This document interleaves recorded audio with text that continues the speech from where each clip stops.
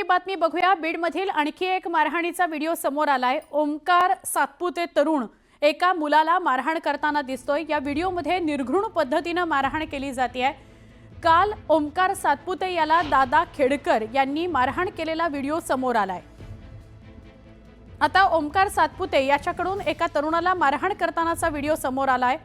या व्हिडिओमुळे खळबळ उडालेली असून कारवाई केली जाणार का हे बघणं महत्त्वाचं आहे। बीड मधलं हे जंगलराज एका रोज नवे व्हिडिओ समोर येत आहेत। ते का येत आहेत, जुने व्हिडिओ आत्ता नव्यानं का समोर आणले जात आहेत, हाही चर्चेचा विषय आहे। पण जी मारहाण जे कृत्य होतं आहे व्हिडिओमध्ये ते अत्यंत निंदनीय आहे, धक्कादायक आहे। प्रचंड मारहाण केली जाते या व्हिडिओमध्ये। कालही असाच एक व्हिडिओ आपण मारहाणीचा बघितलेला होता आणि आजही हा एका मारहाणीचा व्हिडिओ आपण बघतोय। सातपुतेला खिंडकरनं मारहाण केलेली होती आणि आता सातपुतेकडून एका तरुणाला मारहाण बघायला मिळते। आमचे प्रतिनिधी सुरेश जाधव यांच्याकडून आपण अधिक माहिती घेऊया। सुरेश, कालच तुम्ही म्हणालात की असे जुने व्हिडिओ नव्यानं समोर येत आहेत, पण मारहाण खूप गंभीर आहे, काय सांगाल सुरेश?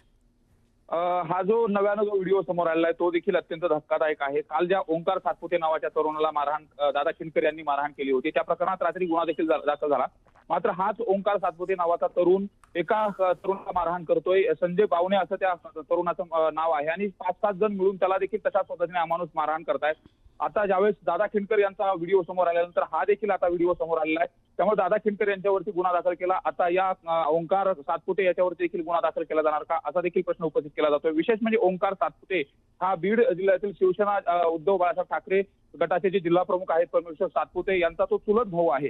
त्यामुळे नेमकं याला देखील राजकीय कनेक्शन आहे। त्यामुळे एकंदरीत या प्रकरणात देखील आता पोलीस काय कारवाई करणार। मात्र ज्या पद्धतीने मारहाण केली जाते ती अमानुष मारहाण केली जाते आणि मला सुवर्ण यात विशेष एक गोष्ट सांगायची, ही मानसिकता येते कुठून की मारत असताना अशा पद्धतीने व्हिडिओ बनवायचा, तो सोशल मीडियावरती व्हायरल करायचा आणि व्हायरल करून यातून दहशत निर्माण करायची। नेमकं या संपूर्ण प्रकरणावरती आता बीडचे पोलीस अधीक्षक नवनीत कावत यांनी ऍक्शन घ्यायला सुरुवात केली। काल दादा खिंडकर याच्यावरती गुन्हा दाखल करण्यात आला। आज आता परत याच्यावरती गुन्हा दाखल होणार का आणि अशा पद्धतीने जी काही गुंडगिरी आणि दहशत माजवण्याचा बीड जिल्ह्यात प्रकार होतोय याच्यावरती देखील आता कडक पायबंद घातला जाणार का हे देखील पाहणं महत्त्वाचं असणार आहे। मात्र हा व्हिडिओ अत्यंत धक्कादायक आहे। अगदी बरोबर आहे सुरेश। आणि जसं तुम्ही म्हणालात की इतकं विकृतपणे बिभत्सपणे मारहाण करताना व्हिडिओ काढून तो सोशल मीडियावर टाकायचा, हे येतं कुठून? ही मानसिकता कशी बदलली जाणार आहे? आणि आता उपमुख्यमंत्रीच पालकमंत्री आहेत तर ते ठोस पावलं या सगळ्याबाबत उचलतात का हेही बघायचं। सुरेश, आभार माहिती दिली त्याबद्दल।